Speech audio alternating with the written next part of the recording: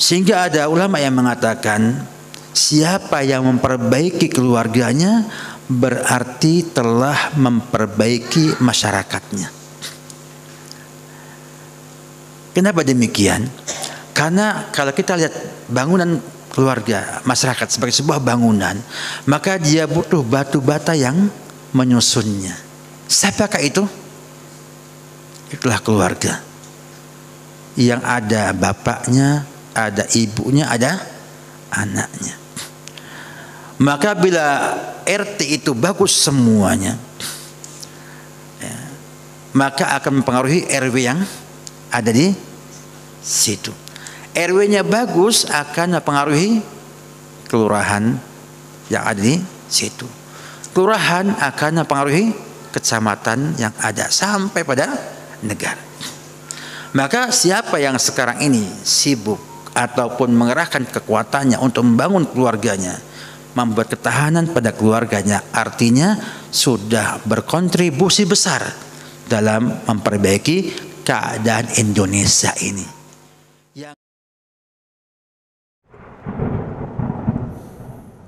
Bismillahirrahmanirrahim.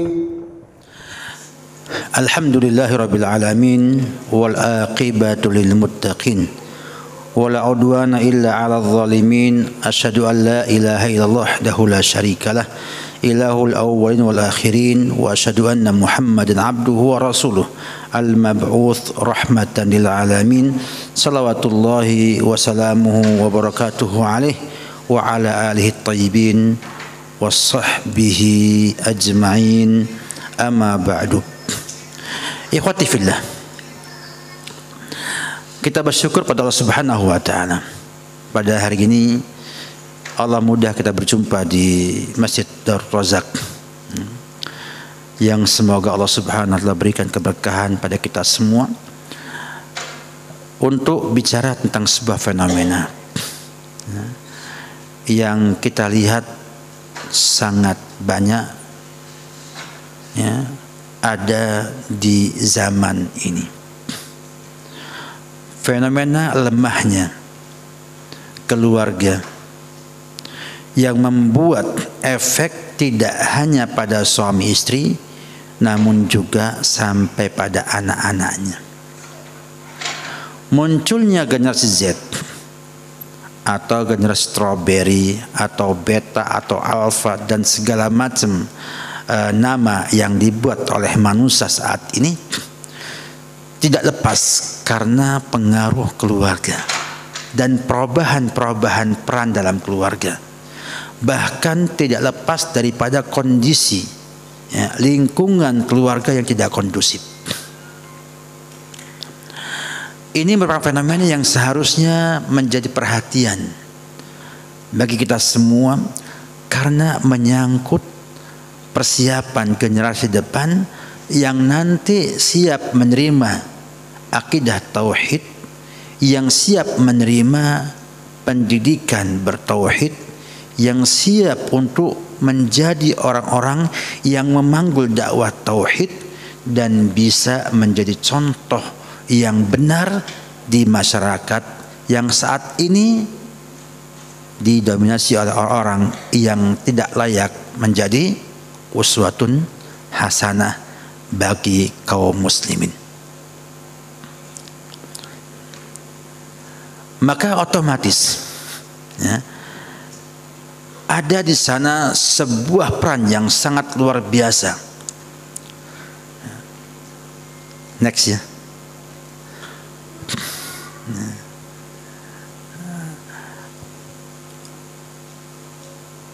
Yang harus kita pahami bersama bahwa Islam itu menekankan pentingnya keluarga sebagai pondasi utama dalam masyarakat. Maksudnya bahwa masyarakat ini terbangun oleh keluarga. Sehingga perbaikan masyarakat bergantung pada perbaikan keluarga. Sehingga ada ulama yang mengatakan siapa yang memperbaiki keluarganya berarti telah memperbaiki masyarakatnya. Kenapa demikian? Karena kalau kita lihat bangunan keluarga, masyarakat sebagai sebuah bangunan, maka dia butuh batu bata yang menyusunnya. Siapakah itu? Itulah keluarga.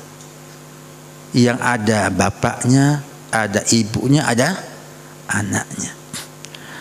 Maka bila RT itu bagus semuanya, ya, maka akan mempengaruhi RW yang ada di situ. RW-nya bagus akan mempengaruhi kelurahan yang ada di situ. Kelurahan akan mempengaruhi kecamatan yang ada sampai pada negara. Maka siapa yang sekarang ini sibuk ataupun mengerahkan kekuatannya untuk membangun keluarganya, membuat ketahanan pada keluarganya, artinya sudah berkontribusi besar dalam memperbaiki keadaan Indonesia ini. Yang kalau kita bicara itu akan menghabiskan waktu tidak ada faedahnya. Dari mulai ijazah palsu, abolisi, amnesti dan lain sebagainya, yang kalau kita bahas tidak ada ujungnya dan faedahnya tidak banyak juga. Padahal di sana ada satu hal yang sangat besar, yaitu keluarga dan perbaikannya. Oleh karena itu, Allah Subhanahu wa Ta'ala berikan kepada kita sebuah komitmen bahwasanya pernikahan itu adalah ayat-ayat Allah Subhanahu wa Ta'ala. Allah katakan bahwa wa min ayatihi, dan di antara ayat-ayat Allah. Apa ayat itu? Adalah tanda kebesaran Allah Subhanahu wa Ta'ala. An khalaqalakum min anfusikum azwaja. Allah ciptakan untuk kalian para istri dari diri kalian. Artinya sama-sama manusia. Artinya akan menjadi ayat-ayat Allah kalau pernikahannya itu beda jenisnya. Ya. Kenapa? Karena azwaj ini menunjukkan bahwa dia adalah pasangannya kalian. Kalau laki-laki pasangannya apa? Perempuan. Perempuan pasangannya apa? Laki-laki. Dan ini sejalan dengan apa? Prinsip syariat, bahwa syariat itu adalah mengembangkan manusia yang berkualitas, dan semakin banyak semakin baik. Kata Nabi, wa inni mukatsirun bikumul umam yaumal qiyamah. Saya ini bangga-bangga ya di hadapan umat-umat lainnya karena banyaknya umat Muhammad sallallahu alaihi wasallam. Apakah hanya jumlahnya? Tidak. Tentu dengan kualitas yang ada. Ya. Oleh karena itu dinamakan wa min ayatihi an khalaqakum min anfusikum azwajan. Ini baru hikmahnya. Belum lagi kita ngomong litaskunu ilaiha, agar kalian itu sakinah, ya, merasa cenderung tenang bersamanya. Bagaimana caranya? Mempertahankan fungsi keluarga, sehingga akan muncul saling membutuhkan. Semakin saling membutuhkan, semakin kuat ikatan sebuah rumah tangga. Semakin merasa cukup dengan yang ada dimiliki sendiri-sendiri, akan semakin apa? Lemah ikatan satu buah keluarga. Dan Allah nisbatkan kepada litaskunu, agar kalian yang tenang. Kemudian wa ja'ala bainakum mawaddatan wa rahmah, dan Allah yang jadikan antara kalian rasa cinta dan kasih sayang. Lihat, ketika ngomong cinta kasih sayang, kembalinya kemana? Ke Allah Subhanahu wa Ta'ala. Ya. Nah, kita kadang-kadang salah. Kita berpikirnya apa? Saya pengen buat cinta dan kasih sayang, dan tidak mikir apa? Sakinahnya. Makanya ada pikiran apa?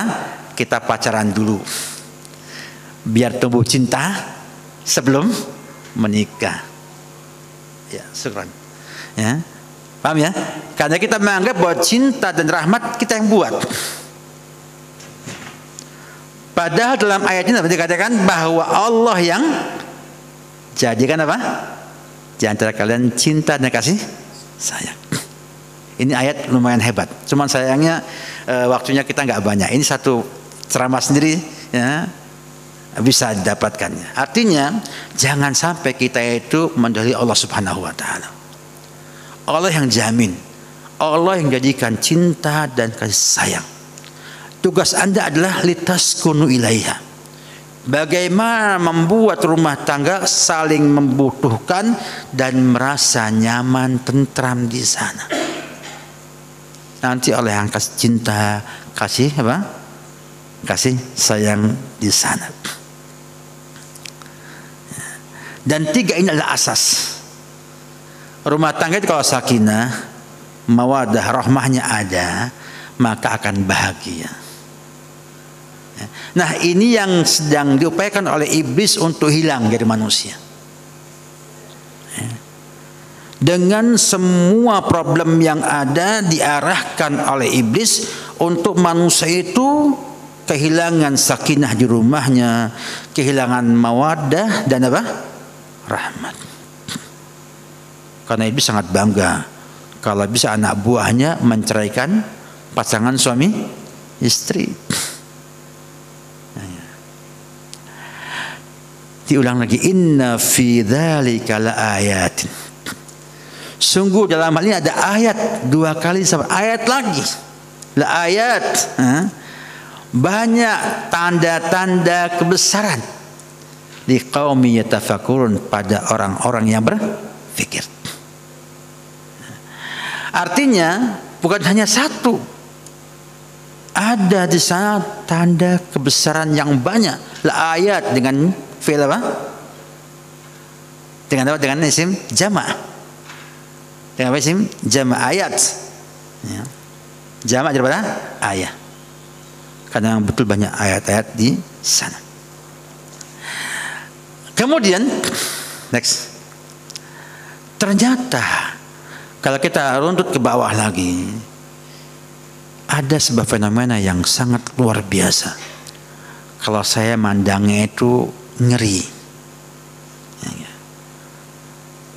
Tapi di masyarakat dianggap hal yang biasa saja. Ya. Bahwa tantangan membentuk rumah tangga yang sakinah, mawaddah dan rahmah, yang topnya samara. Ya. Ternyata di era kini tidak semudah, ya, di zaman dahulu. Zaman dahulu ibu kita di rumah, ya, hanya tahu laki-laki yang hebat siapa? Suaminya. Suaminya. Kalau sekarang, perempuan sekarang, ya, banyak laki-laki yang dia kenalnya, sehingga bisa membandingkan apa dengan yang, apalagi kalau sudah sering lihat drakor. Ya. Drakor itu kan isinya Ustadz banyak nasihat. Iya, tapi kita digiring opini bahwa istri yang cantik itu yang kinclong, yang apa namanya, mengkilap.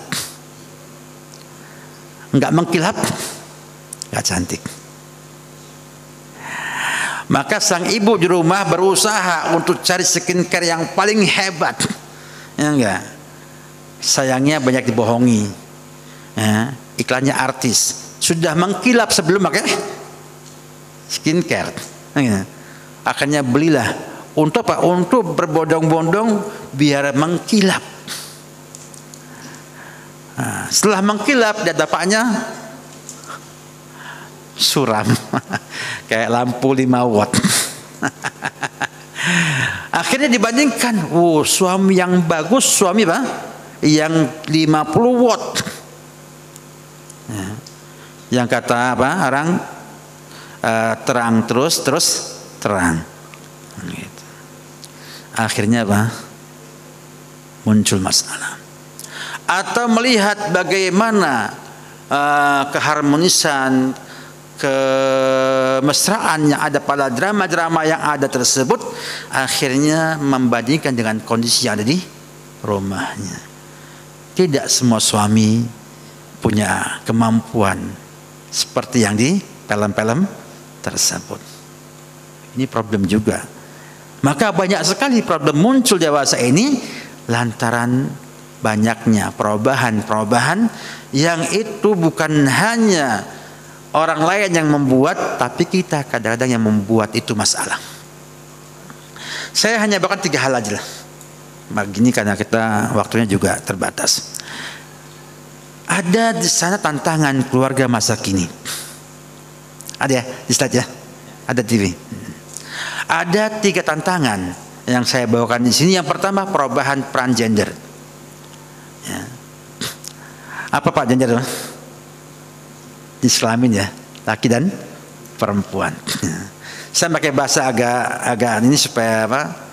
Kita meningkat lah ya. Ada bahasa apa? Bahasa akademisnya lah. Ada namanya fleksibel gender. Tadi saya bawakan di Roja juga di bagian tentang masalah ini. Ada fenomena namanya perubahan peran gender. Ya. Disebabkan yang pertama pendidikan yang tidak tepat. Ya. Sehingga ada bahasa kalau ada perempuan bisa S3 selesai tidak bekerja, itu apa? Aib nggak? Jadi omongan itu gimana sudah S3 belum? Nah, kerjanya harusnya apa? Harusnya begini harusnya. Muncul ke permukaan. Kalau dia ngajar SD, apa kata orang? Ada nanti diviralkan di medsos di ini ada S3 dari Finlandia kok ngajar SD dan TK. Ini kan salah. Artinya harusnya tidak dilihat pekerjaan dan pendidikan nggak ada harus gitu, nggak ada. Adakah kepastian kalau kita itu doktor ya harus punya jabatan tinggi? Kan tidak harus. Apa harus ke publik? Tidak harus. Karena tujuan kita ngaji atau belajar adalah menghilangkan apa? Kebodohan yang kita miliki. Yang kedua, adanya program yang berhasil dalam emansipasi wanita yang kebablasan. Ya. Sehingga banyak peran-peran laki-laki yang harus diganti oleh sang perempuan. Ya. Yang ketiga, sebab juga adalah lemahnya iman. Sehingga kalau dalam sebuah kejadian laki-laki usaha, perempuannya bantu usaha suami. Ternyata mana yang laris dagangannya? Emak-emak bapak, emak-emak ya, emak-emak ya enggak. Sehingga akhirnya muncul sebuah opini, kayaknya kalau emak-emak yang kerja itu hasilnya maksimal, kalau bekerja hasilnya sedapatnya. Akhirnya ini merubah image yang ada ya, menjadi ujian luar biasa. Padahal mukmin harus tahu bahwa rezeki itu sudah ditentukan. Mau isinya kerja nggak kerja, kalau sudah rezekinya 5 juta penghasilannya. Percaya nggak ini Pak? Percaya nggak? Ya enggak.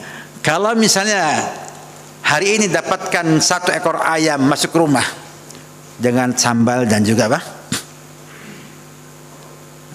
Halapannya apa namanya? Ingkung kalau bahasa Jawanya. Ayam ingkung kalau bahasa di Solo ayam ingkung. Utuh kepala sampai buntutnya ada. Ya, terbang ke rumah kita sudah matang tinggal makan. Kita nggak kerja. Teman kita kerja ya, itu makan cuma apa? Paha bawahnya aja. Ya enggak? Berarti apa? Kerjanya bohongi hasil ya? Hah? Tidak juga. Jadi ada bahasa kerja itu, usaha itu tidak membohongi hasil. Kata saya kalau maknanya usaha itu adalah tidak punya hati dan perasaan, tidak ngomong, ya nggak bohong, nggak bohong. Tapi kalau hasilnya harus sesuai dengan usahanya, nggak mesti. Akhirnya perempuan berlomba-lomba bekerja, lupa kalau punya suaminya. Akhirnya kalau perempuan sudah bekerja, kira-kira ada nggak perubahan norma, perubahan prinsip, perubahan hubungan, perubahan komunikasi? Ada nggak? Pasti ada. Ya. Dan membuka peluang untuk konflik, ya, itu luar biasa, ya, besarnya. Kenapa? Karena untuk menstabilkan atau untuk mensinkronkan antara pekerjaan dengan keluarga itu gak mudah, tidak mudah. Ya. Para ulama yang sibuk kayak Syekh bin Baz dan lain-lainnya itu untuk mensinkronkan kerjaan beliau dengan keluarganya itu luar biasa. Beliau kalau pergi-pergi sampai tempat nelfon istrinya, tanyakan kabarnya, isinya 3 isinya. Ngapa kabarnya? Ditelepon semua sama dia. Kabarnya bagaimana? Jadi istri merasa tenang bahwa suami apa? Perhatian dengan istrinya. Zaman sekarang mana ada istri bekerja di luar, nelfon suaminya, gimana Pak, kabarnya sehat? Ada nggak? Ada nggak Ibu? Ada Bu ya? Ada nggak Bu? Ibu kerja keluar ya nggak? Kemudian sampai di kemudian sebelum ngajar atau sebelum bekerja nelfon suaminya, Pak, gimana kabarnya Pak? Sehat Pak? Ada masalah nggak hari ini? Ada nggak itu? Nggak ada, nggak ada. Maka otomatis waktu untuk bertemu, untuk komunikasi, untuk tukar pikiran, tukar emosi, perasaan itu merendah atau turun drastis. Sehingga akhirnya muncullah yang namanya tidak saling membutuhkan. Belum lagi emosi manusia itu bila dalam tekanan itu susah dikendalikan. Bapak lagi capek-capek ya, kerja rumah, capek di rumah, baru buka pintu, Pak, gas habis, Pak, nggak ada bawang, Pak, nggak ada uang. Emosi nggak Pak? Ini baru sampai rumah ini, belum lagi apa? Duduk, belum lagi minum kopi, ya? Itu kan berat. Nah, maka orang laki-laki, Bapak Ibu sekalian, ya, Ibu-ibu tolong dengarkan. Laki-laki itu kalau pulang kerja Bu, yang paling enak apa? Disambut, disambut. Nah, ucapkan jazakallah khairan atas usahanya.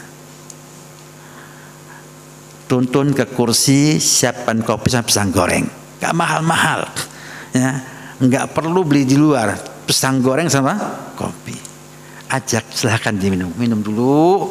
Setelah ngopi selesai, baru apa? Ngomong, Pak kurang gas, Pak kurang duit, kan lebih enak. Kenapa? Karena sudah turun apa? Kelelahannya. Nah sekarang sang ibu di luar menggantikan posisi bapak. Yang namanya tekanan pekerjaan itu tidak lihat gender Pak. Ya, tekanan pekerjaan nggak lihat laki dan perempuan. Harus targetnya apa? Harus diselesaikan. You woman apa men nggak ada masalah, nggak mau lihat. Pokoknya harus selesai kerjaan tersebut. Bayangkan, ya. Laki-laki badannya disiapkan untuk menerima beban itu, diganti dengan perempuan yang subhanallah ya, itu tubuhnya memang untuk hal-hal yang lembut, hal-hal yang tidak keras.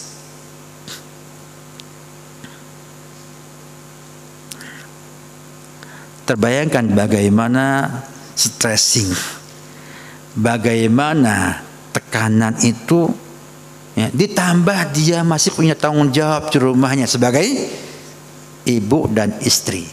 Artinya ketika pulang ke rumah, suami pengen gauli dia, boleh nggak nolak? Nggak boleh. Antum bisa bayangkan, saya bisa bayangkan ya.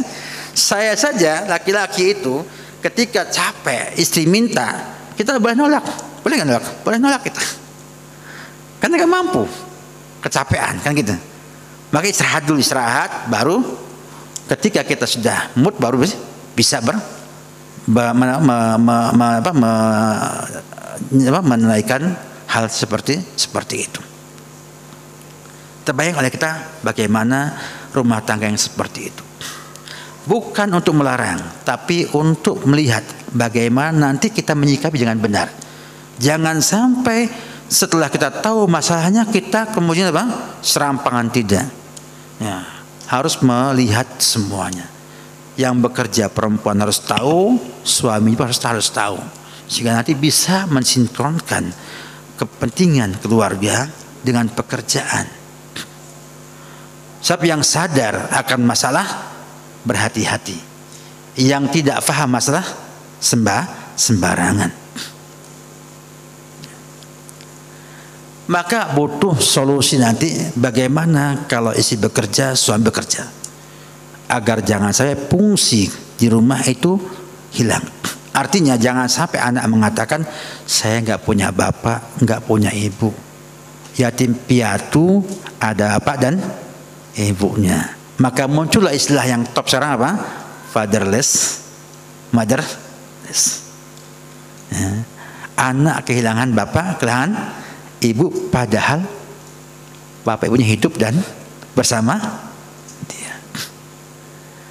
Yang kata ahli psikologi itu banyak menyebabkan anak-anak terkena LGBT. Artinya penyimpangan perilaku. Bagaimana anak-anak mau memilih jadi pang di lampu merah, anak-anak pang itu, ya, ketimbang di rumahnya, malah lebih enak. Harusnya di rumahnya ada AC. Dia di sana terik matahari, ya, kena debu, kena macam-macam, karena ia nggak dapatkan di rumahnya dan cari di luar, cari di luar. Ini perubahan peran gender ternyata punya efek dalam melemahkan ketahanan sebuah keluarga menghadapi era yang seperti ini. Yang kata orang sekarang revolusi industri 4.0 atau zaman digital. Banyak orang ngasih nama zaman ini. Yang kedua, ketekanan pekerjaan. Sehingga sang ibu dan bapak itu kesusahan untuk mensinkronkan atau untuk mensinergikan antara kepentingan keluarga sampai kepentingan pekerjaan. Maksud saya, waktu bekerja itu kan sekarang dibatasi 7 jam, 8 jam. Otomatis ya kalau sama-sama satu kantor, sama-sama satu waktu, pergi semua dua-duanya, gak punya anak lagi misalnya. Tapi kalau beda waktunya, ya, beda waktunya, susah ketemu, maka akhirnya otomatis ada di sana upaya yang plus dari kita untuk mempertahankan rumah tangga kita, ya, dengan mensiasati tekanan pekerjaan ini agar waktu yang ada, namanya apa? Golden time, ya, atau sisa waktu yang ada itu bagaimana jadi bonding time, ya.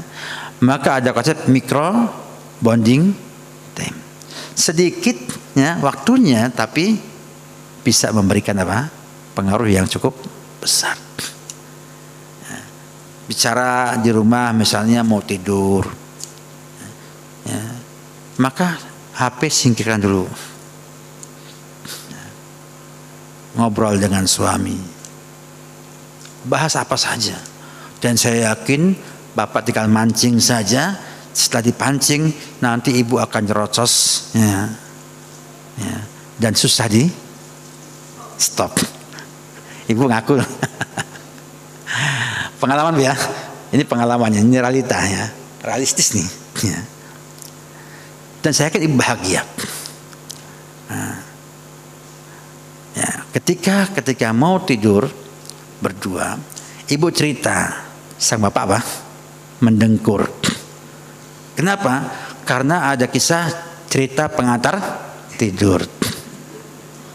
Ya, jadi perspektif kita atau pola pikir kita itu masih melihat cerita itu sebagai apa? Sebagai cerita pengantar tidur. Sehingga istrinya berngomong mungkin 10 kalimat, 20 kalimat, suaranya merdu, kemudian syahdu, lampunya sudah dikecilkan, ya enggak, sudah 5 watt atau enggak ada lampunya mungkin, ya enggak, maka tambah buat bapaknya apa? Nyenyak. Ya. Kata ibu apa? Ini ngomong sama patung. Ya. Enggak bu, masih ada suara ngoroknya. Ya, kalau patung enggak ada suaranya. Maka otomatis bapak pun belajar untuk mendengarkan cerita lebih kuat, lebih lama. Dan enggak malu-malu ngomong, maaf bu saya enggak kuat lagi, sudah bah? Ngantuk sekali. Kira-kira ibu-ibu sekalian, kalau suami mengatakan maaf bu saya permisi dulu ya mau tidur, enak gak bu? Ketimbang masuk ke ranjang langsung apa? Nempel di kasur langsung apa? Molor, pelor. Lebih bahagia ketika suami mengatakan maaf bu saya capek sekali, boleh nggak saya tidur duluan? Biasanya kalau ibu nggak punya masalah, nggak pengen ngomong banyak, dia membolehkan. Tapi kalau pengen curhat, ya enggak, maka dia akan ngomong bentar ya, minta apa? Minta waktu untuk cerita. Ini berarti bagus. Kenapa? Karena ada di sana kebutuhan yang tidak bisa kita wakilkan dengan apa? Orang lain. Maka saya sangat tidak suka sebetulnya dicurhati para ummahat. Bahkan saya jarang hafal nama ummahat yang nelfon saya fulan ustad, nggak hafal saya. Saya pengennya sang istri itu kalau curhat kemana? Ke suaminya. Karena nggak semua ustadz itu punya semangat membahagiakan yang curhat kepada dia. Kadang mencelakakan yang curhat. Mungkin nggak sengaja, mungkin nggak paham. Contohnya, yang curhat pengen solusi, dikasih hukum asli, hukum asli. Ya enggak? Misalnya, Ustadz saya istri kedua, saya ini suami saya tidak bisa malam Ahad bersama saya. Apa Ustadz solusinya? Apa kata Ustadz? Itu suami nggak adil. Kamu boleh cerai dari suami. Itu menyelesaikan apa? Menghancurkan. Menghancurkan. Bahkan ini kejadian Pak, saya ngomong bukan palsu ya, bukan fiktif, ini asli. Ya enggak? Padahal sang suami itu ketika dia menganggap gak mampu dari Ahad karena anaknya banyak di istri pertamanya, maka dia siapkan 50 juta untuk kompensasi tidak bisa dapatkan malam Ahad bersama sang suami. Karena Ahad kan waktu yang longgar Pak, suami dalam posisi apa? Enteng, gak ada pekerjaan di mana-mana.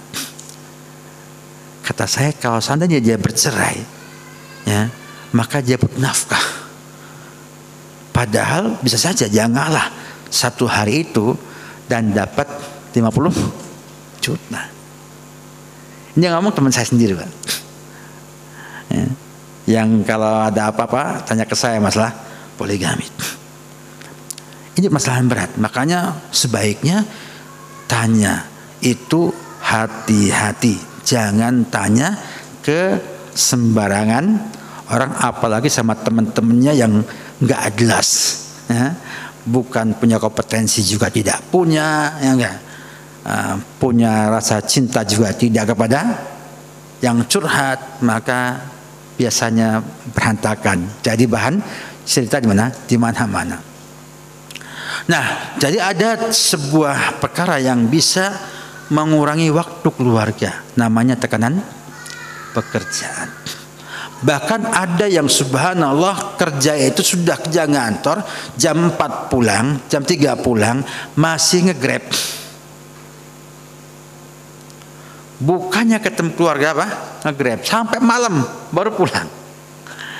Ya, alasannya supaya mampu mencukupi kebutuhan keluarga. Semuanya dalilnya adalah merasa kalau nambah waktu kerja, nambah apa? Rezekinya. Ya.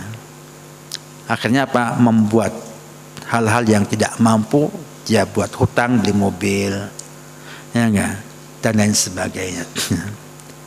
Ya, kalau saya nggak punya uang, nggak beli mobil. Saya kaya, kenapa? Banyak mobilnya, tinggal pencet HP, mobilnya datang sendiri. Apa Pak? Grab, Gojek dan lain sebagainya. Jadi akhirnya tekanan pekerjaan ini sangat berat sekali, dan akhirnya apa? Membuat waktu keluarga sangat kurang. Terbayangkan bagaimana rumah tangga yang dulu ketika sebelum nikah itu sering ketemu, sering telepon-teleponan, ya, sering apa? Hubungan. Begitu sudah menikah sibuk bekerja, dan akhirnya apa? Putus komunikasinya. Ada orang ketiga yang pura-pura pengen jadi pahlawan, ya akhirnya nelpon, hubungan sampai janjian, dan terakhir apa? Hilang dari peredaran. Itu namanya sianida.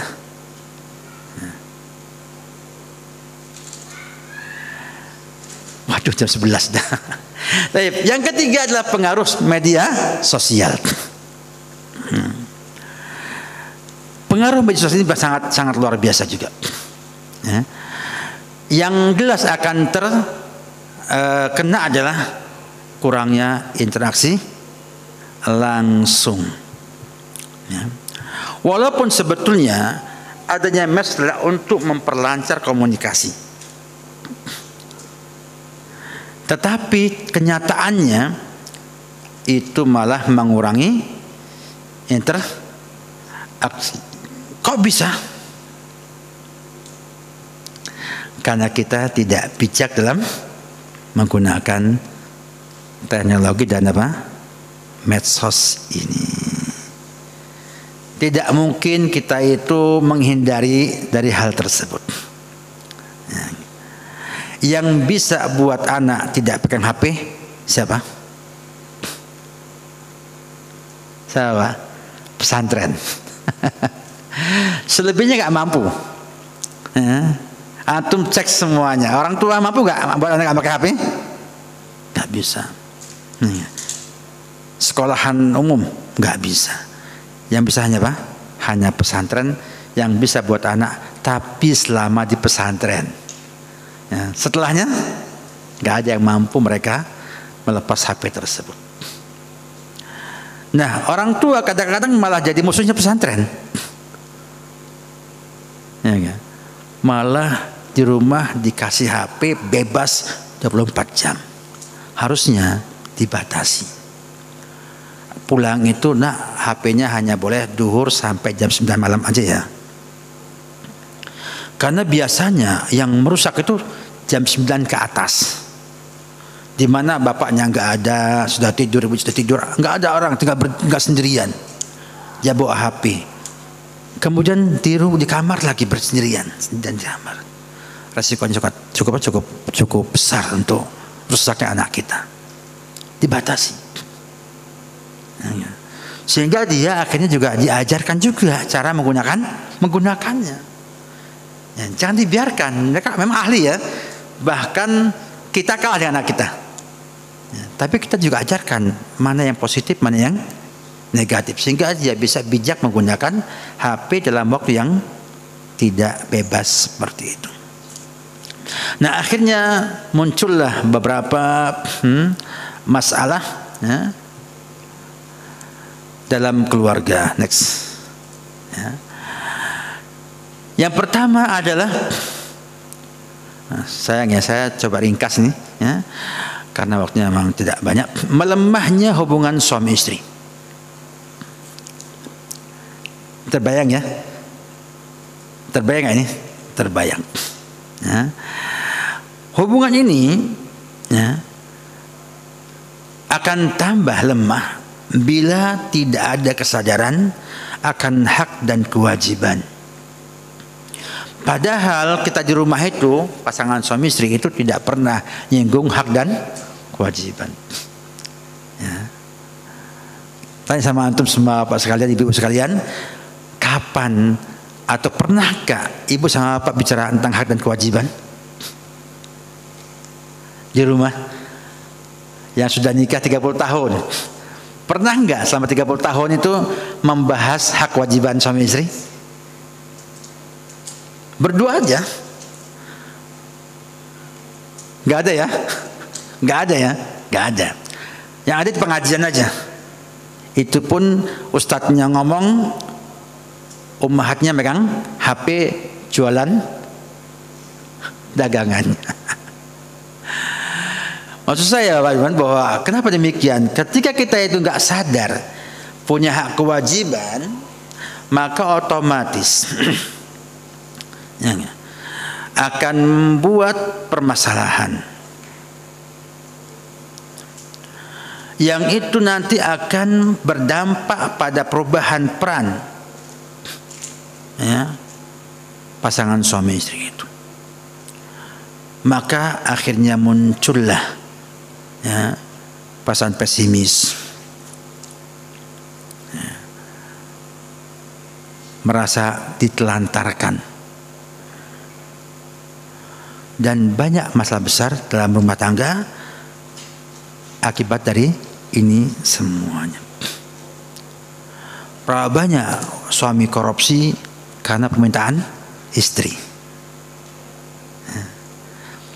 Berapa banyak istri ya, bermasalah hanya untuk mencukupi kebutuhan versi masing-masing? Berapa banyak yang mengeluh ya, semuanya karena nggak paham hak dan kewajiban ya. Akhirnya apa? Butuh di sana komunikasi yang efektif antar pasangan, saling bertukar pikiran dan tukar perasaan ya. Saya kira antum kalau tukar pikiran sudah tahu ya. Kalau tukar perasaan bagaimana Pak? Kira-kira Pak contohnya Pak? Bertukar perasaan berempati ya, kadang-kadang sang istri muji suaminya, suami muji istrinya, kadang terima kasih ya. Bapak ibu sekarang contohnya, bapak ketika makan sama ibu ya, kalau saya sejak menikah memang kalau makan berdua terus Pak, sepiring berdua, kecuali di luar. Kalau di rumah saya masih berdua makannya. Cuman saya lebih banyak makan ketimbang istri saya. Jadi di sana ketika selesai makan, apa kata suami? Biasanya diam aja ya, cuci tangan, ya enggak, pergi. Mbok sampaikan terima kasih, jazakillah khairan, masakannya enak, ya, atau saya senang dengan masakannya, ya. Saya merasa ya pokoknya tampilkanlah bahasa yang baik, yang kalau dalam bahasa ilmu parentingnya itu namanya positif parenting atau parenting apa? Positif. Ya. Sampaikan ya. Daripada ngomong apa enak masakannya, enakan ngomong saya senang dengan masakan Anda. Ya. Maka ini juga untuk apa? Tukar perasaan ya. Tampilkan bahwa saya senang ya. menyampaikan bahwa saya mencintai ya. Itu perkara yang Sampai-sampai Syekh Sulaiman Ruhaili dalam kitab Fikih Zawat itu dianjurkan untuk mempererat hubungan suami istri, mengatakan cinta kepada pasangannya. Biasanya ibu nggak mau duluan itu. Ya, ibu pengen apa? Pengen suami yang ngomong, ditanya baru iya. Ya. Tukar apa? Perasaan. Kemudian juga adanya musyawarah untuk mencari solusi dari kondisi yang ada. Ya. Juga ada upaya maksimal untuk memperkuat toleransi. Artinya menghargai pendapat istri, suami. Anaknya sekolah ke pesantren, kata suami jangan, kata ibunya iya, butuh komunikasi, musyawarah. Sampaikan kenapa ibu bersikukuh untuk buat anak sekolah ke pesantren. Ibu nyampaikan argumentasinya, bapak mendengarkan argumentasi tersebut.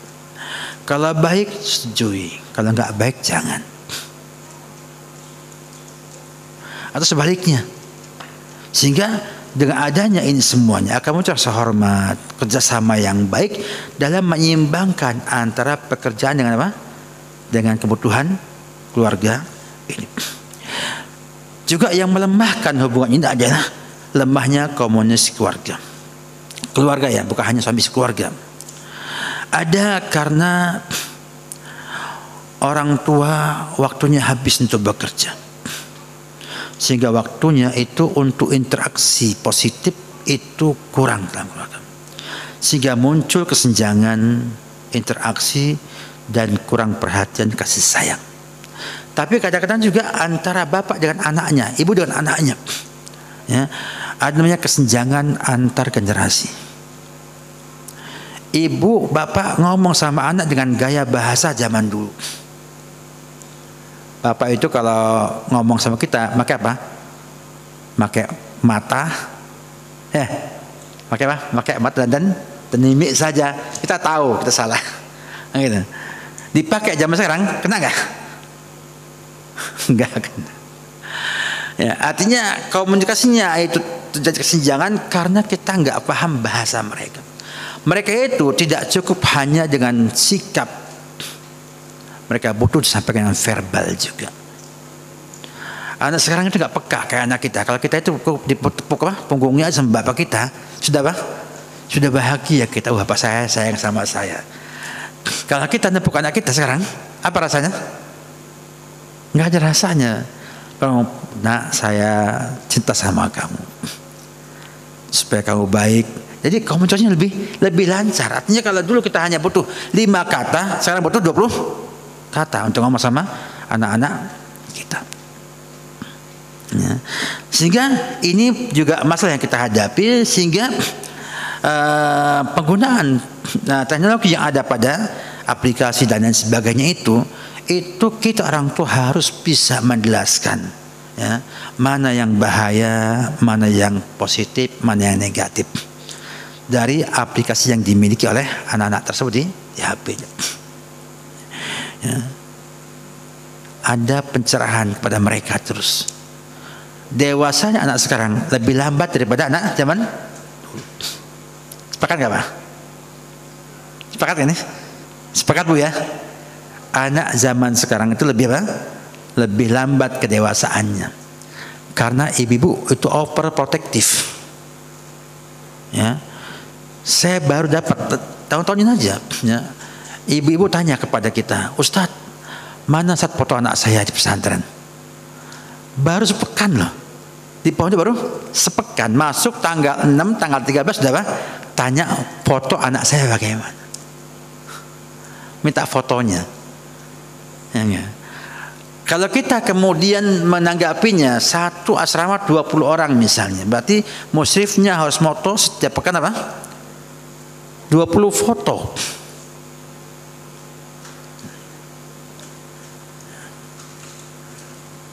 Sehingga akhirnya apa? Sehingga musyrif yang harusnya sibuk dengan anak-anak malah apa? Sibuk dengan wali muridnya.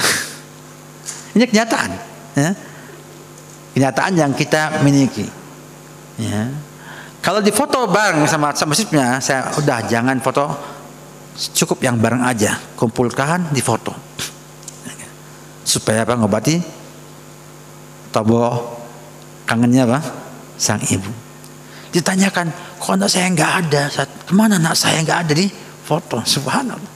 Ya, sangat protektif sehingga akhirnya apa? Akhirnya tidak mendewasakan sang anak. Zaman dulu Pak, saya kalau zaman SD SMP itu biasa pagi gelut sama teman saya, pukul-pukulan, habis duhur apa? Main kelereng bersama. Ya Pak ya? Dulu kalau yang agak bandel ya, yang agak bandel, ribut pagi-pagi, siangnya apa? Main kelereng bersama. Bapak di rumah tenang-tenang aja. Sekarang hanya ribut di sekolahan, ada CCTV-nya live.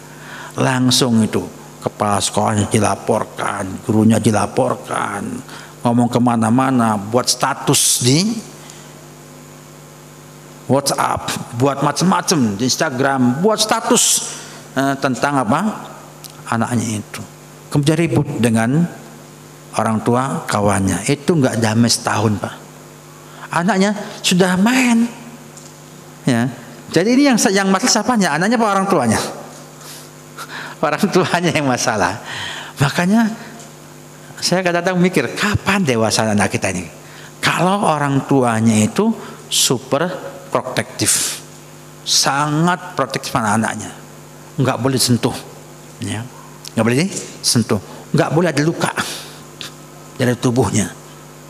Ada lukanya, KPAI datang, ya enggak, LSM datang, ya. Akhirnya apa? Dibawa ke kepolisian. Berapa banyak dapatkan mereka akan damai, bayar 25 juta sang guru, padahal gajinya aja untuk itu nggak cukup.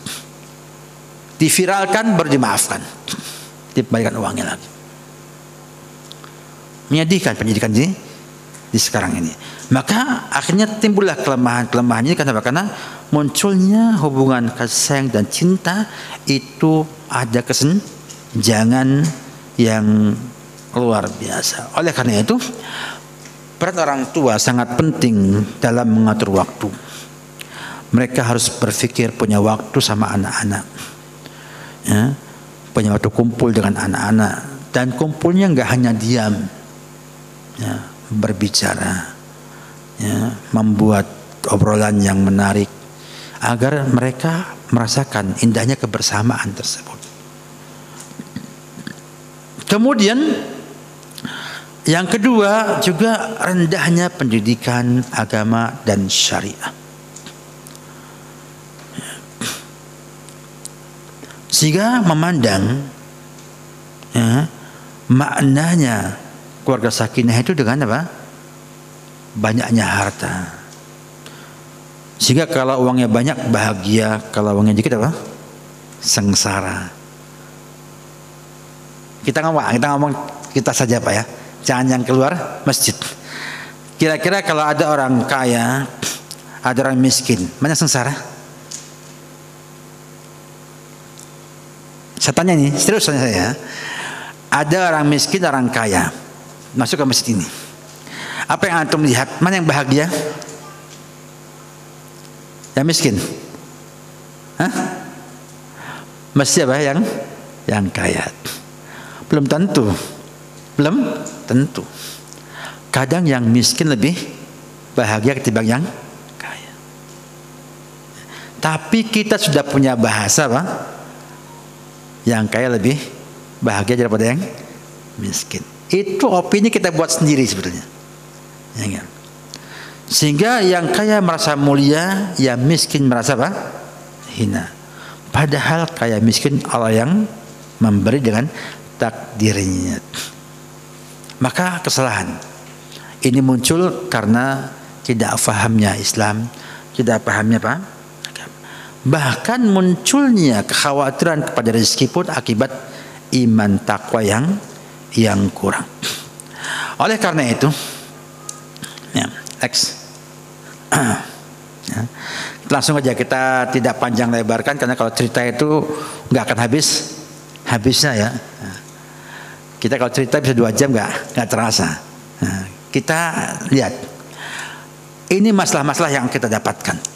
Ya. Lalu bagaimana solusinya? Ya. Gimana solusinya? Ya. Saya punya usulan, ya, yang saya lihat merupakan bagian daripada perbaikan, membuat rumah tangga lebih tahan terhadap kondisi yang ada. Yang pertama, bangunlah keluarga kita dengan pondasi iman dan takwa. Kenapa demikian? Karena yang memiliki dasar agama yang baik dan kuat akan lebih siap menghadapi berbagai tantangan hidup. Contohnya aja. Kita ini kalau di Jakarta tuh biasanya apa yang paling gampang ditebak? Macet.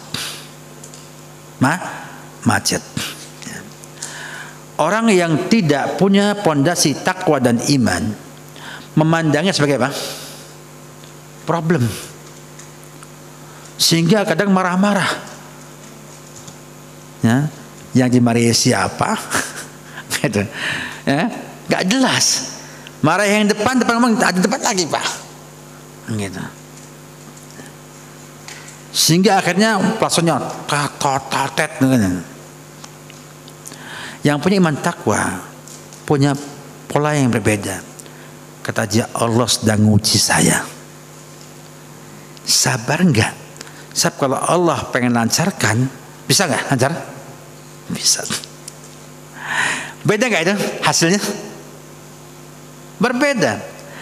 Istri marahi kita. Oh ya, luar biasa Pak. Nah, kita jadi pengajian capek sampai rumah, istri marah-marah. Istri marah. Orang yang nggak punya ilmu agama, nggak punya iman takwa, mesti apa? Gantian marah. Gantian marah. Kamu nggak tahu perasaan, nggak tahu ini, nggak tahu kan, timbul apa? Cekcok yang nggak.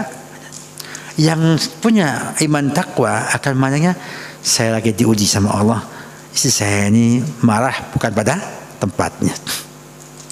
Tersabarilah, mudah-mudahan diberkahi. Dengerin marahnya itu dengan senyum, didengar senyum. Istrinya bingung juga, ini marah kok senyum terus. Ya enggak jadi marah. Tapi kalau kita emosi tambah senang marahnya. Gitu Bu ya. Kayaknya bangga kalau bisa mengalahkan apa? Bapak. Nah, itu pun demikian juga ketika dia punya iman dan takwa, dia mandangnya itu ujian dari Allah Subhanahu wa taala. Ya, untuk meningkatkan takwa kita kepada Allah Subhanahu wa taala. Dan yakinlah Allah itu yang mengatur segalanya.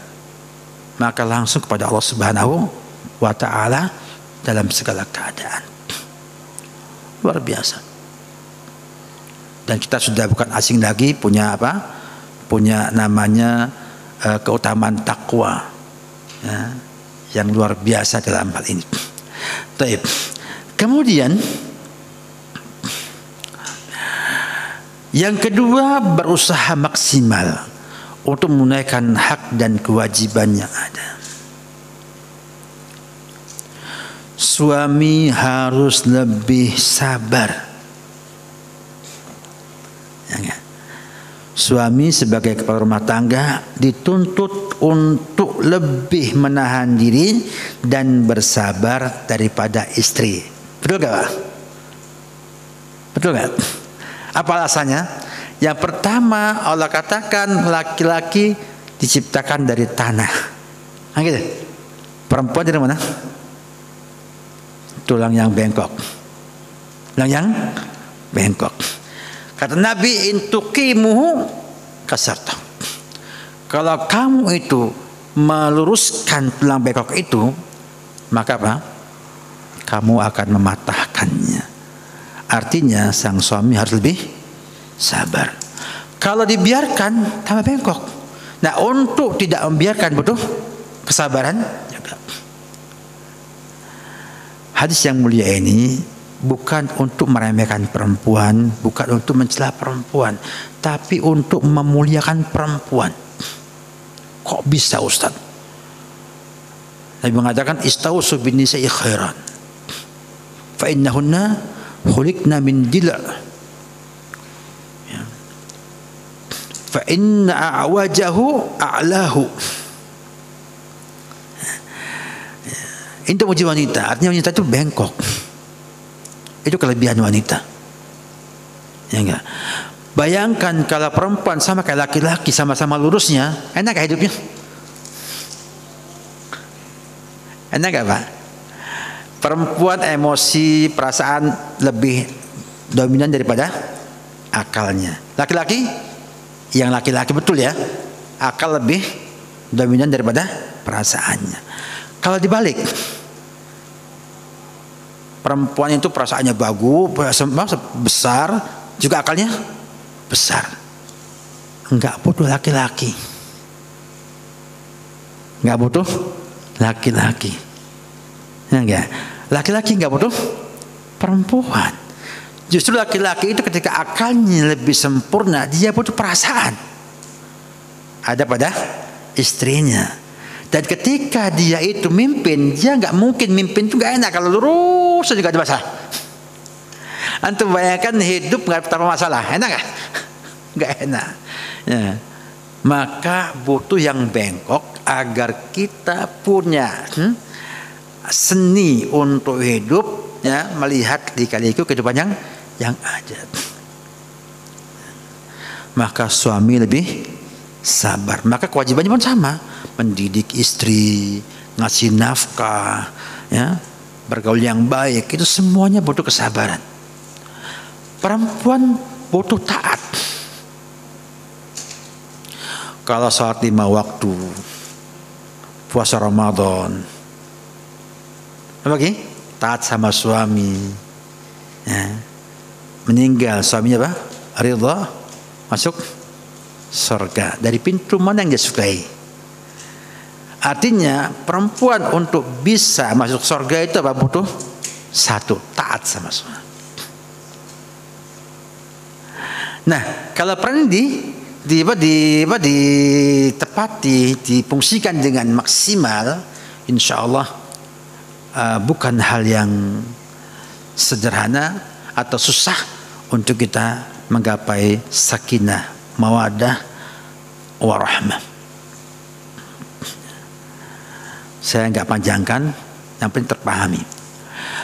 Yang ketiga, perkuat komunikasi, memperkuat hubungan antar anggota keluarga.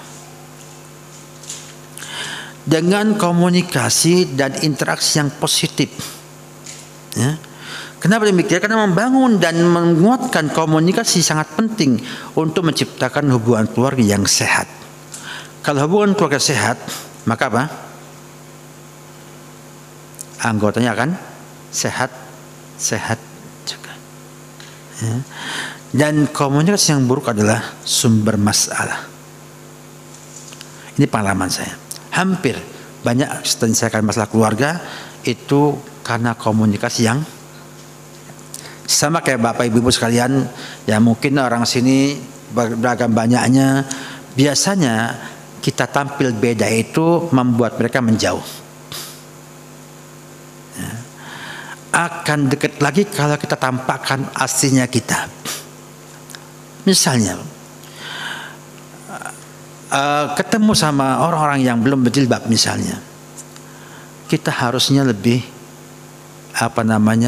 punya perasaan sayang sama mereka, kasihan sama mereka. Maka temui, ajak ngobrol.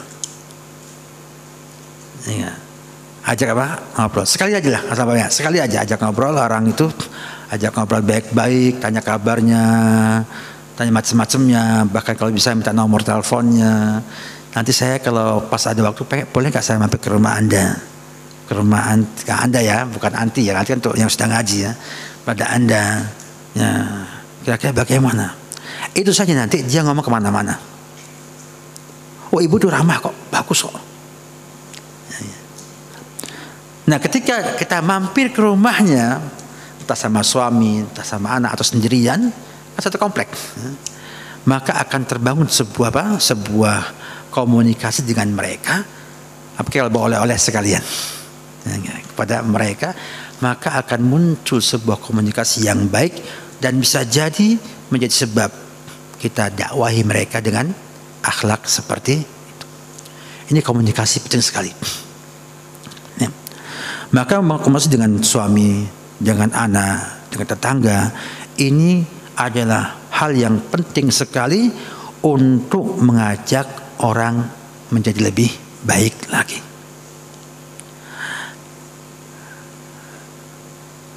La haula wala quwwata, udah setengah 12 Pak. Kita belum bisa habis nih baru. Oke. Kemudian juga ya, hubungan baik antara anggota keluarga ini bisa kita gunakan banyak hal. Next Pak.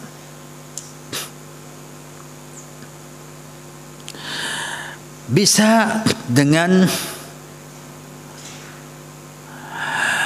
micro bonding time harian.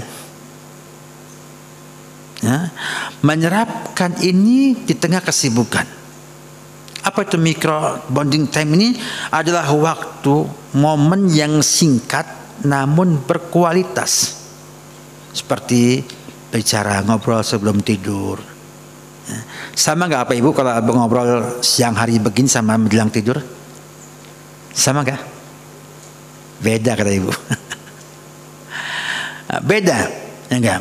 Ketika makan bersama, ya, kadang bawa keluar, makan bareng-bareng di mana, ya. Waktunya nggak banyak, sejam paling, ya. Yang nanti dapat mempererat hubungan emosional. Jadi dibidiknya bukan emosional. Makanya usahakan ketika kumpul tuh membangkitkan emosi kita yang positifnya. Kan dalam ilmu psikologi ada dua, ada emosi negatif, ada emosi positif. Yang positif adalah emosi yang mampu membangkitkan gairah kita, merangsang gairah dan merespon dengan baik, sehingga ketika kita refleksikan dalam diri kita, kita dapatkan kemanfaatan itu semua. Maka ketika kita makan bareng itu, ya enggak, itu jangan diem semua. Saking khusyuknya lihat makanan enak, ya enggak, lupa ngomong tentang nikmat Allah, ya, tentang syukur. Yang itu nggak butuh dalil. Ajak bagaimana sehingga akan muncul nyambung perasaan, sinyalnya nyambung. HP tolong disimpan di meja semua, jangan pegang HP. Kalau makan di luar semua pegang HP gak ada gunanya Pak. Bukan micro bonding time itu, ya. Istrinya bawa HP senyum-senyum sendiri, bapaknya senyum-senyum juga, anaknya sama-sama senyum semua. Tapi Pak, yang ini FM, ini AM, ini SW. Tidak nyambung, nggak nyambung, ya enggak. Nah ini dihilangkan, diambil HP-nya, simpen ya deh. HP-nya ini sementara untuk kita makan dulu, ngobrol. Untuk apa? Untuk supaya muncul, ya, hubungan emosional antar anggota keluarga. Kita butuh Pak, butuh nyambung perasaan kita sama mereka. Juga bisa dengan melatih keluarga ketahanan emosional, ya, emotional resilience, ya, yaitu kemampuan untuk menghadapi, untuk beradaptasi atau bangkit kembali dari tekanan atau tantangan hidup. Ya. Nah, melatih ketahanan emosional ini itu membantu keluarga mengembangkan keterampilan dalam mengelola stres, menjaga komunikasi yang terbuka, serta tetap berpikir positif di tengah situasi sulit. Nah, dengan kita melatih anak-anak kita, istri kita, ya, kemampuan ini secara kolektif, ya, keluarga akan lebih siap menghadapi krisis dengan tenang dan sikap yang membangun, menciptakan keluarga yang semakin kuat dan kompak. Sehingga nanti ketika misalnya kita harus hijrah, kata orang sekarang ya, meninggalkan kerjaan kita yang memang dianggap menyisi syariat, pindah kepada yang syar'i, ada masa transisi yang ada, mereka siap menghadapinya. Kita yakin bahwa kita itu tidak harus kaya terus, nggak harus mampu terus. Mungkin ada di sana ujian yang Allah uji kepada kita. Nah, keluarga siap untuk menghadapi hal seperti itu. Ini ada apa? Kayaknya perlu satu waktu khusus untuk membahas tentang bagaimana membangun ketahanan emosional pada keluarga. Kemudian juga ya, kita melihat pada pada digital detox rutin. Kita ngomong non agama sudah selesai, takwa sudah selesai. Kita ngomong apa lebih praktis lagi. Adanya digital detox secara rutin. Ya. Artinya kita lihat seringkali gadget itu menjadi penghalang dalam hubungan keluarga. Maka butuh di sana digital detox atau istirahat sejenak dari perangkat elektronik. Kumpul, tinggalkan. Pengajian, simpan HP-nya, jangan dibuka. Kata teman, Ustadz, saya kalau ngantuk buka WA, naik lagi. Jangan pakai. Pokoknya bagaimana bertahan, kita itu membiasakan untuk apa? Tidak tergantung dengan HP kita, ya, dengan HP kita. Makanya saya kalau Jumatan itu biasanya kita tinggal di rumah aja lah, supaya gak mikir, ya, fokus dah, ya, gitu. Itu di antara apa? Detox yang kita bisa aja menghilangkan efek-efek negatif dari HP tersebut. Sehingga aktivitas bersama sederhana, makan bersama itu jangan bawa HP. Ini makan bersama semua sebetulnya HP. Mana mau nikmati makanannya kalau pegangin HP terus? Mana lebih nikmat HP apa makanannya? HP lebih nikmat apa? Makanannya. Ketemu dia tinggalkan HP-nya, makan dulu. Nah, bapak harus jadi pemimpin, mampu membuat ibu mau lepas HP-nya. Kalau antum kira-kira kurang mampu, ngomong dari awal, Bu, kita perjanjian ya, kalau kita makan bersama HP-nya jangan dipakai. Nanti ibu akan mau, akan nurut. Kenapa? Karena sudah disampaikan sebelumnya. Sehingga dengan adanya ini alhamdulillah bahwa kita bisa hadir ya. Jadi ketika kumpul kita hadir semua, bukan hanya ada fisik tanpa perasaan, hadir semuanya. Kemudian juga mempraktekkan positive parenting yang akan berdampak pada jangka panjang. Artinya pendekatan yang lebih menekankan pengakuan dan penghargaan terhadap perilaku baik anak maupun istri. Jadi kalau anak kita berbuat baik, ya, kita berikan pada mereka cara ini. Misalnya, alih-alih kita hanya ngomong bagus nak, ya, kita buat panjang dikit bahasanya. Ya, misalnya aku bangga, saya senang kamu bisa selesai tugasnya dengan sangat baik. Ya, saya senang kamu jadi orang hebat. Jadi ada ungkapan perasaan dalam kalimat tersebut. Karena ini anak sekarang harus ada apa? Ada panjangnya. Ya enggak? Bagus saja, enggak terlalu istimewa. Ya. Sama kayak antum kadang-kadang ngomong istri kamu cantik itu gak manfaat. Tapi kalau ngomongnya misalnya alis kamu masya Allah, detail ya, mata kamu, ya enggak, body kamu atau apanya kamu, dengan detail itu malah mungkin lebih mengena, boleh mengena. Oleh karena itu, ya, penting kita belajar tentang positive parenting ini.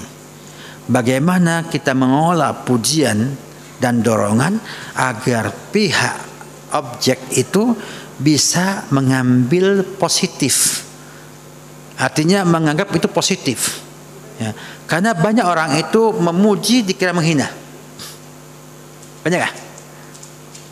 Banyak ya. Orang itu memuji pengennya, tapi dipahami apa? Menghina. Ya.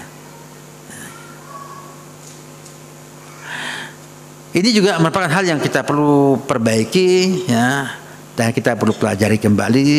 Dan mungkin yang keempat, yang kelima adalah pertemuan rutin sebagai penguat identitasnya. Ya. Ini akan membangun komunikasi yang kuat antara pasangan suami istri.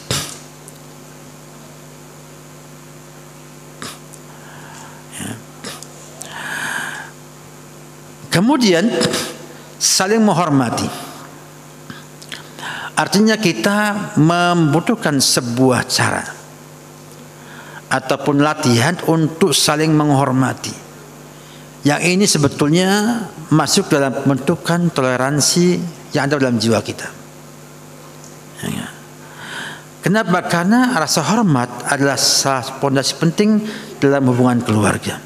Saling menghormati. Jadi misalnya ibu-ibu pengen nasihati suaminya. Di Jakarta banyak ya ibu-ibu ngaji, bapaknya belum ngaji. Banyak ya. Nah, biasanya ibu-ibu tuh pengen nasihat. Katanya, Ustadz, saya wajib nasihati suami saya. Akhirnya nasihatnya datang suaminya, ya, datang ngobrol, ya, ngomong, Pak, kita ini akan mati loh Pak. Akan apa? Mati. Makanya sudahlah, kita harus ibadah yang banyak. Jangan kerja terus. Kira-kira bapaknya marah ya? Marah bapaknya. Ini ngomong apa ibu nih? Ngomong apa ibunya? Tapi kalau kita bicara itu lebih lagi kepada yang lebih menampakkan hormat kepada sang suami.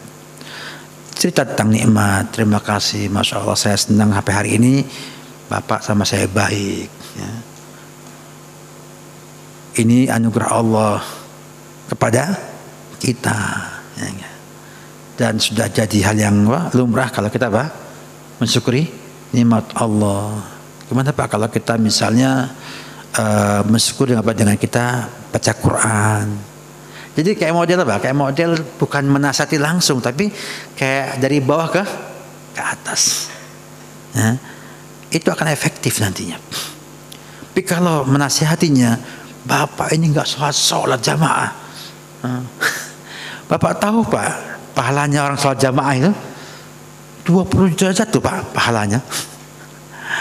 Bapaknya marah-marah lah. Saya siapa ya? Apalagi kalau dia punya jabatan, punya kedudukan di pekerjaan yang biasa dihormati sama anak buahnya, sampai di rumah nggak merasa dihormati. Setelah itu baru ngadu, Ustadz, kok saya begini saja sudah nasihati, kok saya nggak mau berubah ya? Gimana supaya bisa berubah? Ya caranya yang salah. Ya. Karena asalnya kalau Bapak Ibu itu gunakan cara yang baik, akhlak yang mulia, saya yakinlah manusia itu akan bisa terpengaruh oleh kemuliaan hati yang kita miliki. Hormati mereka. Ya, sehingga bisa menempatkan pada posisi yang ada. Ya. Jadi kita harus saling menghormati dan mencoba mengatasi, ya, persisihan dan permasalahan keluarga dengan bijak. Karena manusia itu banyak kekurangannya dan permasalahan keluarga itu mesti ada. Maka wajib diselesaikan dengan bijak. Dengan apa? Dengan bijak. Next, biar diselesaikan. Ya. Maka kita perlu membuat nilai keluarga Islami dalam rumah tangga kita. Saling menghormati dan mendukung. Tidak memperdebatkan masalah di depan anak kita. Kalau ribut jangan depan anak kita. Bawa istri kita ke kamar, ribut silahkan, kunci pintunya, ya, ribut sekalian. Kalau perlu kasih pengedap suara, biar nggak keluar dari kamar. Ya, silahkan mau ngomong apa saja silahkan, tapi di kamar, jangan tampak pada anak. Ya. Biar anak tahu bapaknya apa? Rukun terus, nggak ada masalah. Ya. Semua masalah diselesaikan dalam rumah, dalam kamar saja. Bukan rumah, dalam kamar. Cukup berdua yang tahu. Ya, enggak? Selesaikan baik-baik dengan bijak. Dan menanamkan nilai syariat sebagai pondasi keluarga yang kokoh. Artinya anak terus diberikan motivasi untuk mengenal syariat. Istri pun sama, pada suaminya mencoba untuk menanamkan nilai-nilai syariat dalam keluarga tersebut. Sehingga kalau suami istri adalah orang yang betul-betul menanamkan pondasi agama di keluarganya, insya Allah akan lebih kokoh dan lebih tahan keluarganya tersebut. Tapi ingat, sebagai penutup, membangun keluarga harmonis di era modern adalah proses jangka panjang dan berkelanjutan. Jangan berharap satu hari selesai semuanya. Artinya butuh nafas yang panjang, ya. Dan harus mampu bagaimana kapan ia menahan nafas, kapan dia mengeluarkan nafasnya. Butuh proses jangka panjang dan berkelanjutan. Ya. Pondasinya jelas, taat kepada Allah, hubungan sosial yang baik, dan kesejahteraan psikologis anggota keluarga. Bukan sejahtera uang ataupun harta, tapi psikologisnya. Karena bahagia itu mana Pak? Di hati. Orang yang miskin bisa bahagia bila hatinya merasa cukup. Orang kaya itu nggak bahagia kalau nggak pernah merasa cukup. Maka kita punya peran pada kesejahteraan psikologis anggota keluarga kita. Demikian mungkin yang sampaikan pada perjumpaan ini, semoga bermanfaat bagi Bapak Ibu sekalian, dan mohon maaf ya bila ada kekurangan. Ya, yang jelas bahas rumah tangga itu tidak selesai. Ya, kita saja yang kadang-kadang terlalu meremehkan. Begitu ada masalah baru menjerit kayak pemadam kebakaran. Ya, manajemen pemadam kebakaran. Ada masalah bertindak, gak ada masalah istirahat.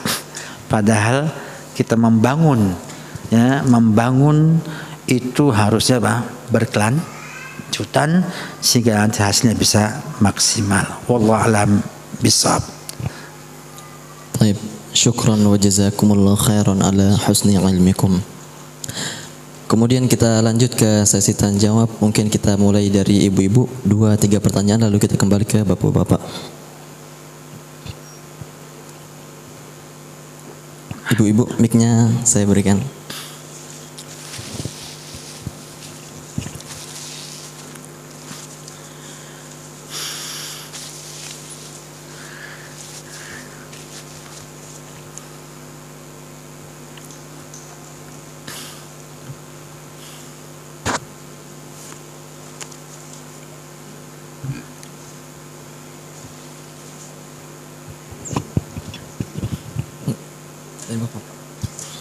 Oke, kita lanjut ke bapak-bapak.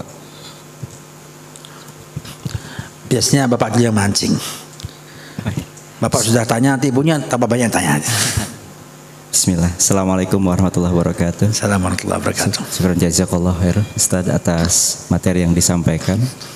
Mungkin untuk menginspirasi lagi apa yang sudah Ustaz sampaikan, apakah bisa diberikan teladan atau contoh dari kehidupan rumah tangga Rasul? Mungkin ada kisah-kisah, apakah Rasul itu pernah marah nggak sih gitu ya Ustaz ke istri beliau, atau mungkin ketika istri-istrinya sedang ngambek gitu, apa yang dilakukan oleh Rasul gitu Ustaz? Wah, ini materinya panjang nih. Saya sebenarnya sedang di Raja ini baru membahas gimana kalau tidak sesuai dengan kenyataan.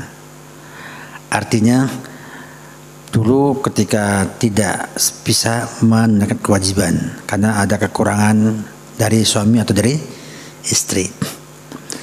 Tadi tentang adanya perubahan fungsi, apakah kewajiban itu akan gugur karena fungsinya berubah. Misalnya istri lebih bisa usaha dibanding suami, apakah suami itu kemudian berhenti ngasih nafkah?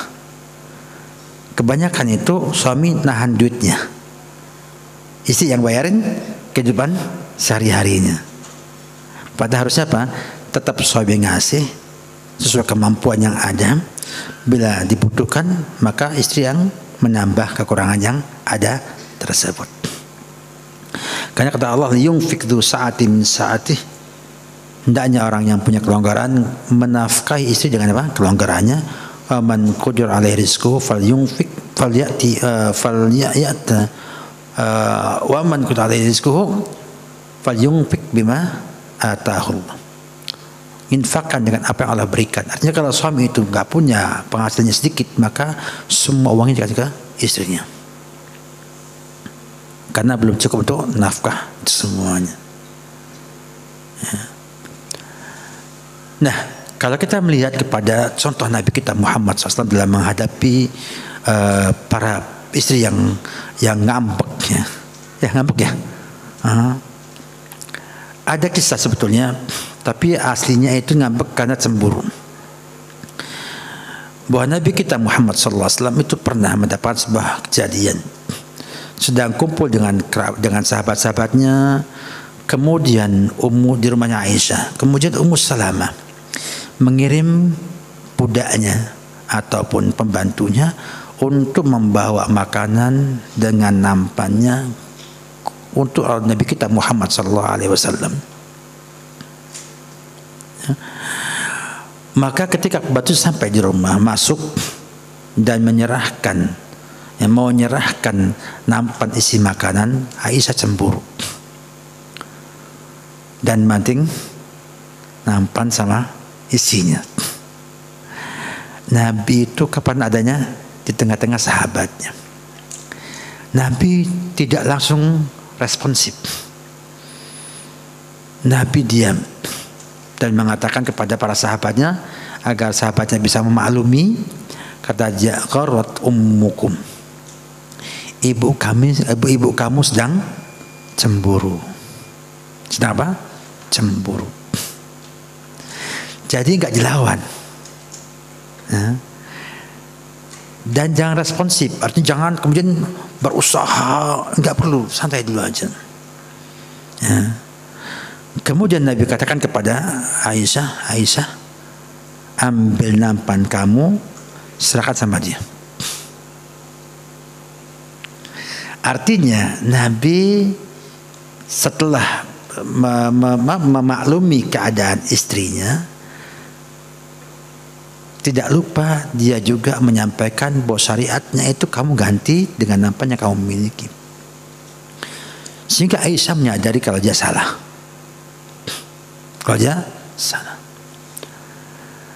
Nah, kalau kita misalnya sang istri cemburu marah-marah, dengarkan dulu aja. Ya, pura-pura perhatian. Simak kayaknya, padahal gak nyimak. Maaf ya, ini bukan rahasia. Simak, ya, kesankan. Kalau antum gak mau dengar, kesankan antum itu perhatian. Selesai dia ngomong, baru tanya, ada apa sebetulnya sih? Karena kadang-kadang itu perempuan itu sennya ke kiri, belok mana? Belok kanan. Ya. Dia marah-marah itu bukan marah sebetulnya, dia pengen suami perhatian dengan dia, bisa jadi. Ya Bu ya? Iya.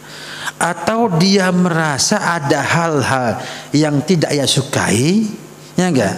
Sehingga berharap suaminya apa? Memperbaiki. Dan banyak yang lainnya. Andai kata sennya ada 5, itu 5 juga itu salah arahnya itu. Gitu. Maka ketika demikian itu jangan dibalas dengan respons. Ya, kalau antum juga emosi, tarik nafas dulu. untuk membuat jeda antara respon dengan apa? Reaksinya. Kemudian ta'awud. Ta'awud. A'udzubillahi minasyaitonir rajim. Artinya berlindung dari syaitan. Jangan-jangan ini adalah usaha syaitan untuk memporak-porandakan apa? Rumah tangga kita. Kemudian berubah sikap. Ya, kalau berdiri duduklah. Saya kira istri juga akan tahu ketika suaminya dimari berdiri dia duduk. Istri pun akan apa? Akan tidak ikut emosi. Tapi kalau apa berdiri nantang dia, membantah, nggak benar, wah tambah lagi tuh. Ya, kayak api disiram minyak tanah. Ya, tambah semangat untuk bicara marah-marahnya. Ya enggak. Kemudian kita nggak emosi, nanti saya yakin dah. Berapa sih kuatnya wanita marah? Ibu pernah marah berapa jam, Bu? Sejam cukup, Bu, ya marah, Bu? Enggak, sebentar. Begitu keselnya hilang, ya, dan tahu suami perhatian dengan keselnya dia, juga berhenti. Ya. Gak berhenti. Bahkan saya pernah nyoba. Nah, jadi suatu hari ada tetangga itu nyakiti kita. Nyakiti apa? Keluarga saya. Istri marah sama tetangga itu. Tapi di rumah marahnya. Biasa ya, kalau ngomong biasa ya, tahu ya semuanya, tahu bagaimana ngomong macam-macam. Saya ngomong sama istri saya, Dek, kamu marah-marah itu apa manfaat bagi kita? Gak ada manfaatnya. Kita marah-marah, tetangga juga gak akan sadar. Malah mungkin tambah dosa. Apa jawaban istri? Kira-kira? Kamu bela tetangga ya? Kamu bela tetangga ya? Bukannya bela istri, malah bela apa? Orang lain. Siapa yang salah? Saya yang salah. Kenapa? Karena ngomong benar bukan pada tempatnya. Alhamdulillah dulu Rojak saya punya, dulu kan ada apa, parabolanya. Sekarang nggak bisa lagi karena pindah frekuensi. Dengar Ustadz ngomong masalah itu, damai aja, tentrem. Kata saya, Dek, samakan dengan saya. Apa jawabannya? Enggak kok, saya itu paham dari situ kok, nggak dari kamu. Ya. Itu bukan pada saya saja. Ada teman, istrinya itu tanya sama suaminya, suami jawab. Saya datang ke sana, saya datang ke rumah beliau, teman saya ada di UGM dulu, ketemu, istri tanya sama saya jawab sama kayak suaminya. Apa kata suaminya? Kan sudah saya sampaikan dulu begini kan, jawabannya sama Ustadz katanya. Kata dia apa? Lain dong. Ini jawaban Ustadz bukan jawaban kamu. Artinya ada gengsi ya di kalangan apa? Ibu-ibu. Kalau makanya kita gak usah butuh pengakuan mereka, kita jalankan aja. Ya, jangan menunggu dia mengakui apa? Bahwa kita berjasa, jangan. Ya, ini pengalaman. Sehingga kalau kita nggak tepat memberikan nasihat kepada istri, itu jawabannya negatif. Ya, maka suami itu lebih sabar. Ya, dengarkan dulu aja. Selesai baru ngomong, Dek, ini gibah, nggak boleh. Ini kebencian, nggak boleh. Ini setelah apa? Setelah mulai sudah hilang marahnya baru nyampaikan apa? Dihitung tuh mana yang salah. Mudah-mudahan benar yang saya sampaikan ini. Bapak tanya sama ibu-ibu, sama istri antum, betul nggak omongan Ustadz yang disampaikan di pengajian ini? Ya.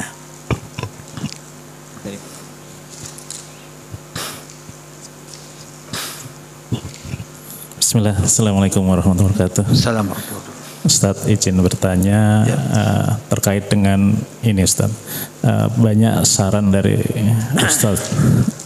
Ustadz Tuna ya untuk kalau kita berobat gitu ya, kalau ahwat ya diusahakan ke dokter ahwat gitu, sehingga kita dalam mendidik anak, kalau misalkan ada keinginan untuk berperan di dunia misalkan kedokteran atau apa gitu ya, ini ada kekhawatiran tadi perubahan peran gender tadi Ustadz, karena pasti kan di dalam dunia kerjanya segala macam itu seperti apa Ustadz sarannya? Syukran, jazakallah. Itu biasa sampaikan teman-teman ketika kita bicara tentang fleksibel gender. Kebutuhan guru, kebutuhan dokter, kebutuhan ini dan itu. Sebetulnya kita tidak bicara pada fleksibel gendernya. Yang penting itu adalah mampukah kita itu untuk mengelola efek daripada perubahan peran tersebut. Artinya ketika istri kita jadi dokter, mampu nggak kita itu kemudian mengolah yang ada sehingga peran ibunya dia tidak hilang di rumah tangga itu, istri juga nggak bisa hilang dari rumah tangga tersebut. Ya enggak? Yang kedua, kalau bisa mereka itu bukan bekerja, tapi beribadah dengan pekerjaan tersebut. Kalau ibadah, otomatis dia akan melihat dan menahan diri, tidak akan jadikan sebagai sarana untuk menjadi karirnya dia. Dia nggak berambisi untuk jadi yang lebih mengerikan lagi, mungkin jadi menteri kesehatan dan lain sebagainya. Nah, artinya dia membatasi diri. Jangan sampai ia nanti melampaui kewajiban yang ia harus kerjakan di rumah tersebut. Sehingga sang suami pun harus memahami menikah dengan seorang dokter itu punya konsekuensi.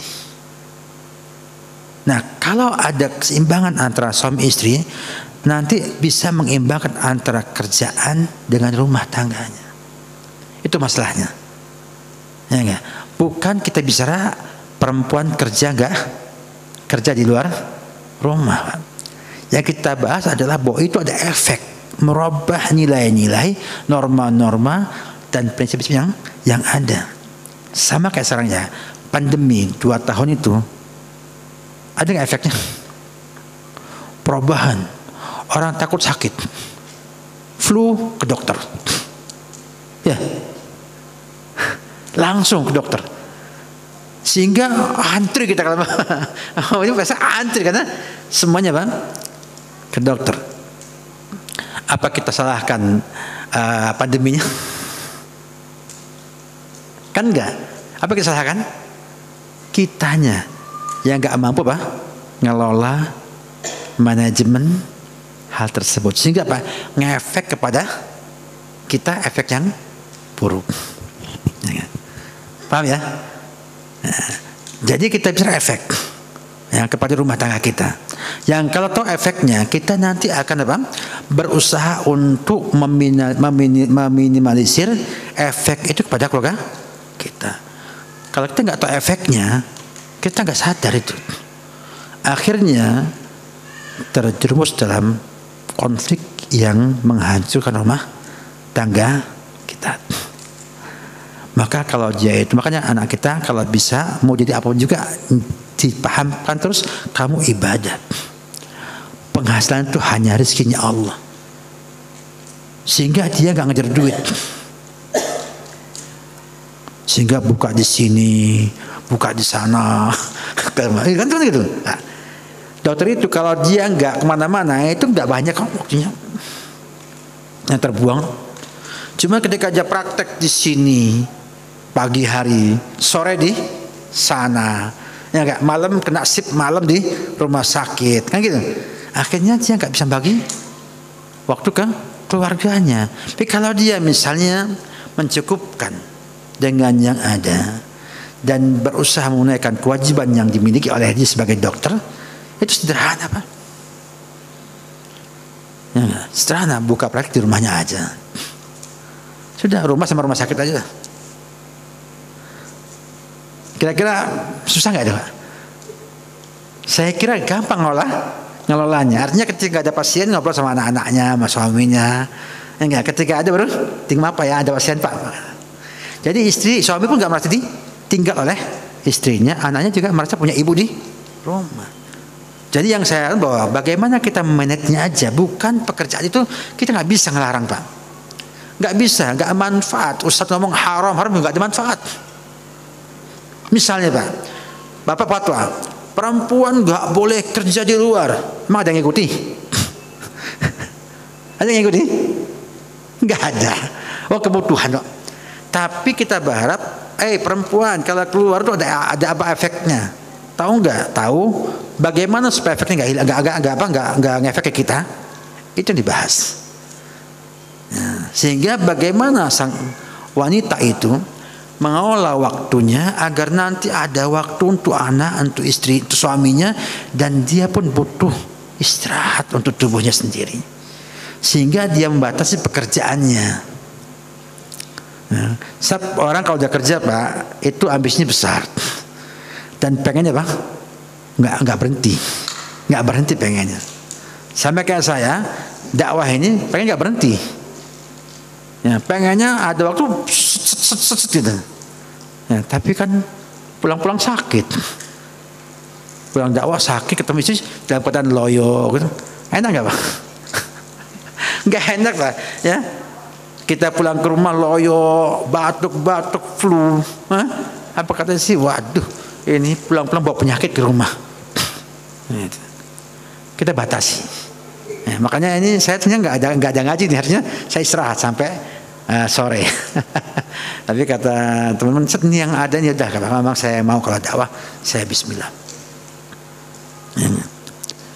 Karena saya Jumat ngurusi sekolahan, ya, kemudian Sabtunya ke Roja, ya, saya pengen ngetik atau apa, nanti baru malamnya ke Lipot Cikarang untuk pengajian, itu subuh di Tambun dan selesai. Ya. Ada ibu tanya? Gak ada, sudah. Demikian dari saya, sudah zuhur. Kita mohon maaf atas yang ada. Yang jelas Bapak Ibu bahwa kita bicara ini adalah bicara bagaimana ngelola agar rumah tangga kita jangan sampai Pak berantakan karena kita teledor. Kita teledor, nggak mau tahu keadaan yang ada.